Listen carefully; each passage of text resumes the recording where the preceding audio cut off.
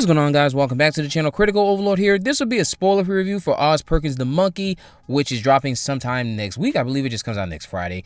There was an advanced screening tonight, early access. I'm sure those of you listening saw my community post. You saw it tonight as well, hopefully. And hopefully you enjoyed it. But again, this is written and directed by Osgood Perkins, who just gave us Longlegs last year. Stars Theo James, Tatiana Maslany, Elijah Wood, Colin O'Brien, and Rohan Campbell. I believe this is also based on a short story by Stephen King. But after stumbling upon their father's vintage toy monkey in the attic, twin brothers Hal and Bill witness a string of horrifying deaths unfolding around them. In an attempt to leave the haunting behind, the brothers discard the monkey and pursue separate paths over time. However, when the inexplicable deaths resurface, the brothers are compelled to reconcile and embark on a mission to permanently eliminate the cursed toy. Now, the monkey, I would say, for now, until proven otherwise, is the most bizarre, yet oddly compelling film of the year so far. Oz Perkins continues to impress as a filmmaker in some regards, but this didn't win me over like Longlegs did. Still, with as outlandish, humorous, and blood-soaked as this gets, The Monkey did keep me entertained, even if I left the theater scratching my head a bit at what the hell I just watched. Most of this narrative revolves around twin brothers Hal and Bill.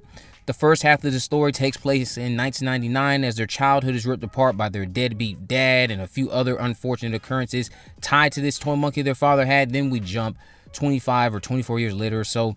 I wouldn't say Perkins did enough for me to particularly like any of these characters, but the twins' dynamics did keep me engaged to see how this relationship would at least progress and what the future had in store for them. There's some friction between them that carries into their adulthood.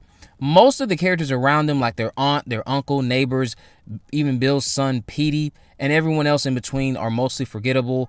Their existence is saved by the comedic dialogue sprinkled throughout, which surprisingly did work for me. And I'm just mostly kept interested in, okay, well, how is this person gonna die? How is that person gonna die? Because this did feel like Diet Final Destination, like an appetizer to Final Destination Bloodlines, which you know is coming out later this year.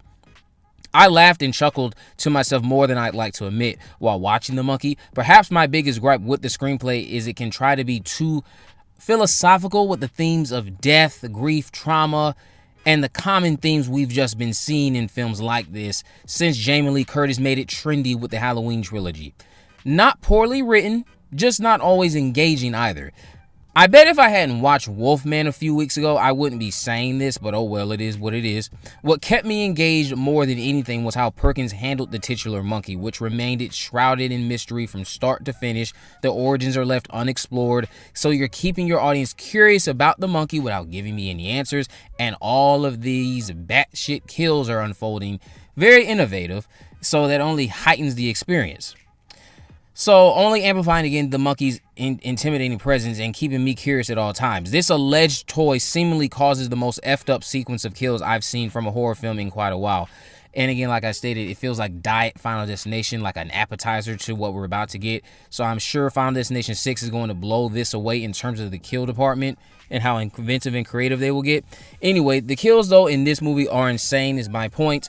Each one building upon the last, and that made the build up to the inevitable quite fun while watching. There's a pool electrocution that ended up being my favorite. If you've seen it, you understand the context, and it's probably your favorite as well. Let me know down below, because the fallout from that was absolutely just like, what the hell?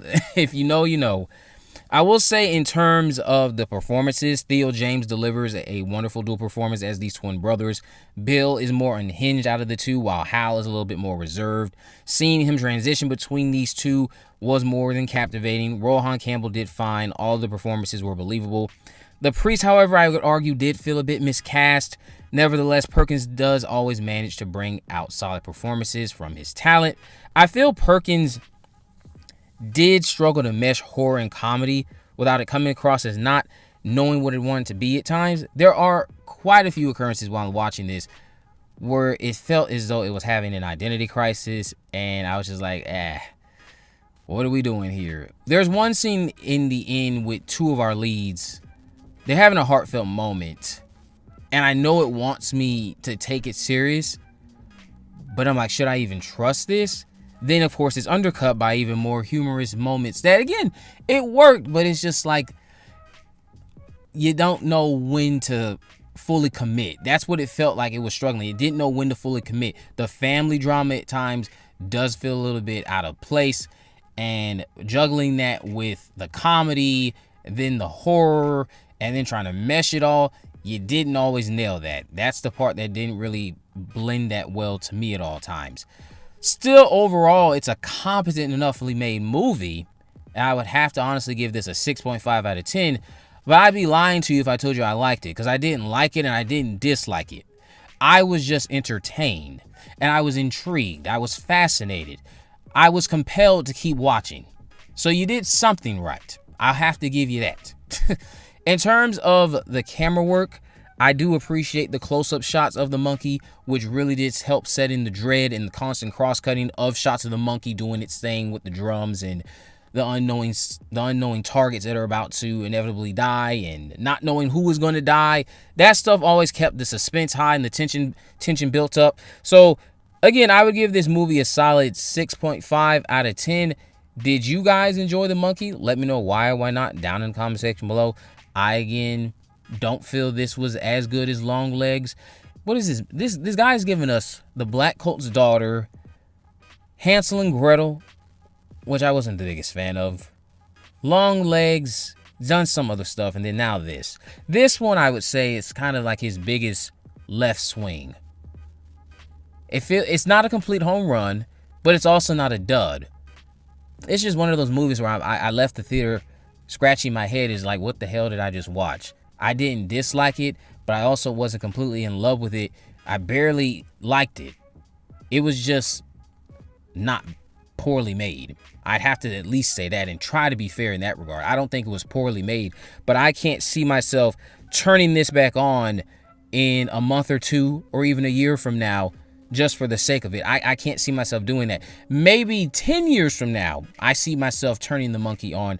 Or maybe if a friend says, hey, you want to watch the monkey? And I haven't watched it in a while, didn't even think about it. I'll say, yeah, turn that on. But I hope you guys, again, had a good time with the monkey. Maybe you had a better time than I did. Maybe you'll give it a higher score than I did. Again, I don't think it's a bad movie. I just didn't like it, nor did I dislike it, but I will commend it for not being poorly made. I mentioned all of the highlights for it in this review. Let me know what you guys think about this down in the comment section below. If you haven't already, of course, make sure you subscribe, turn on post notification, you never miss a video. In the description, I have links to all my social media accounts. I'm on Facebook, Twitter, and Instagram. You can message me there, of course. Let me know any movies, news, or reviews you'd like me to cover in the future. And with all that in mind, guys, I will see you in the next video.